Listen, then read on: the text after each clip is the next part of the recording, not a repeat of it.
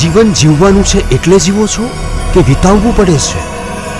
એક મૂંઝવણમાં માર્ગ ના મળે અને પગરવ ત્યાં નવા દુઃખના થાય છે.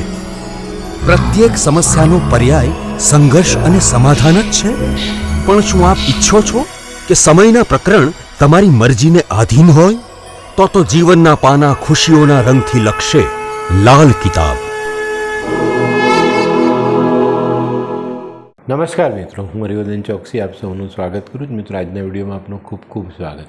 મિત્રો, રોજની જેમ આજે પણ જોઈએ આપને આજનો દિવસ કેવો. તો મિત્રો, આજે તારીખ 15/2/2024 ગુરુવાર. તો મિત્રો, રોજની જેમ આજની શરૂઆત પણ શુભ રંગથી. આજનો શુભ રંગ છે પીળો અને ક્રીમ. આજના અનુકૂળ દેવતા સત્યનારાયણ ભગવાન અને ગણેશજી. આજની શુભ ધાતુ કાંસુ અને સુવર્ણ. આજે શરીરમાં પ્રભાવિત થનારા અંગ આપણા શરીરના મસલ્સ અને ચામડી. આજનો શુભ પદાર્થ કસ્તુરી. આજનું શુભ અન્ન ચણા. આજનું શુભ દ્રવ્ય પારો.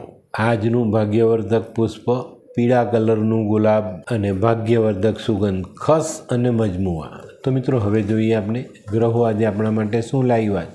સૂર્ય આજે છઠ્ઠા સ્થાનમાં ગોચર કરતા દેખાય છે. તો મિત્રો, આજે આપણે શત્રુઓથી સાવધાન રહેવાની જરૂરિયાત છે.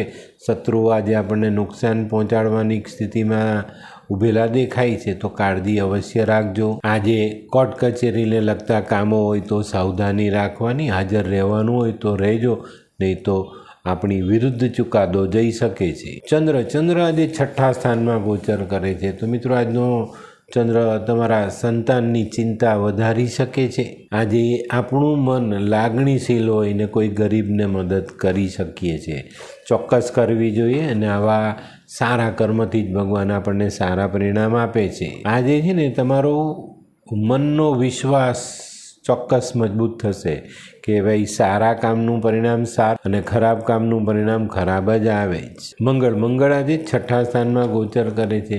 તો મિત્રો, જ્યારે મંગળનું ગોચર છઠ્ઠા સ્થાનમાં હોય ને ત્યારે આપણે થોડાક વધુ પડતા ડરને અનુભવીએ છીએ. તો આજે ચોકસાઈ રાખજો અને આજે મનને મજબૂત કરવા માટે માતાના આશીર્વાદ લેવા જરૂરી દેખાય છે. આજે સંતાનો પ્રત્યેની ચિંતા કદાચ આપણી વધી શકે છે. આજે નાણાકીય બાબતમાં સંભાળીને ચાલશો તો વાંધો નહીં આવે. બુધ આજે છઠ્ઠા સ્થાનમાં ગોચર કરે છે. તો મિત્રો, આજે કંઈક પ્રવાસ કરવાની ઈચ્છા થાય, કંઈક મોજ મજા કરવાની ઈચ્છા થાય. આજે શરીર આપનું આળસથી ભરેલું રહી શકે છે.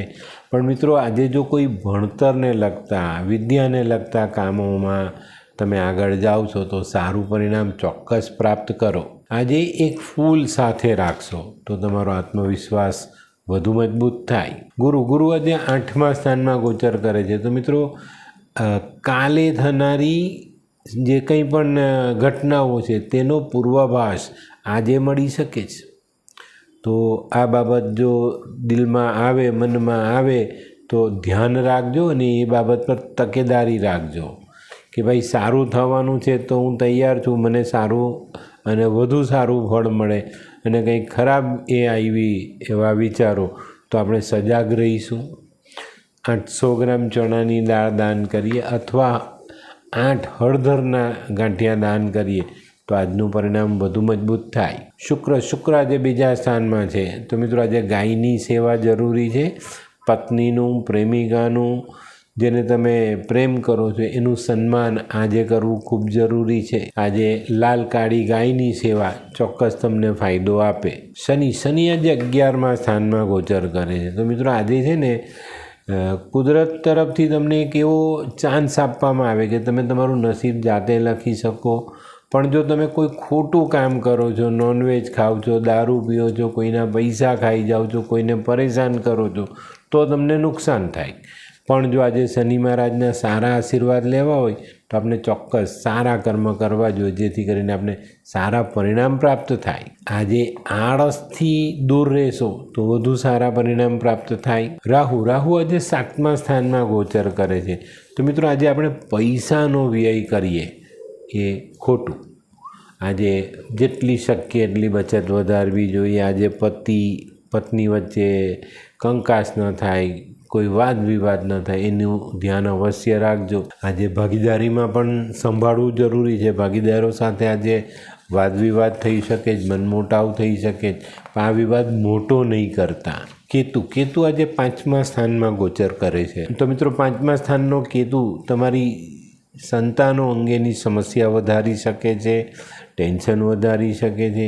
આજે પેટને લગતો રોગ થવાની શક્યતાઓ પણ દેખાય, તો ખાવા પીવામાં સંભાળજો.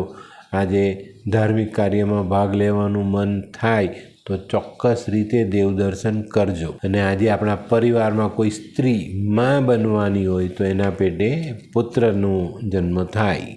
કૂતરાની સેવા અચૂક કરજો. તો મિત્રો આ તો તમારા માટે આજનો દિવસ કેવો એનું સંપૂર્ણ વર્ણન. તો મિત્રો આજનું વર્ણન ગમ્યું તો લાઈક કરો, શેર કરો. યુટ્યુબ જોનારા શેર કરે અને સબસ્ક્રાઈબ કરે. હું હરિવર્ધન ચોકસી આપ સૌની રજાનો. ફરી મળીએ નવા વિડીયોમાં નવી જાણકારી સાથે. તો ચાલો બદલીએ જિંદગી. નમસ્તે.